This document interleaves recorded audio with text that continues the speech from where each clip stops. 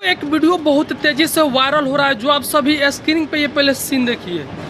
ये सीन देखिए, पवन सिंह जी हैं जो सब कोई जानते ही हैं इनको। ये खेसारी लाल यादव जी के वीडियो आया है जब से इतना सोशल मीडिया पे मतलब वायरल हो रहा है और उनका कॉपी किया जा रहा है, जो आप सभी देख सकते हैं। भाई जब खेसारी लाल यादव जी कर सकते हैं तो पवन सिंह जी क्यों शांत रहेंगे, वो भी देख करके दिखा दिए।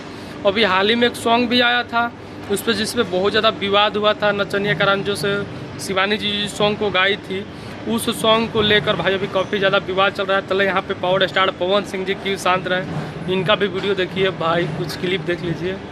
तो वहाँ पे तो खेसारी लाल यादव जी किए थे, यहाँ पे खुद के पवन सिंह करवा रहे हैं। ज़बरदस्त यार।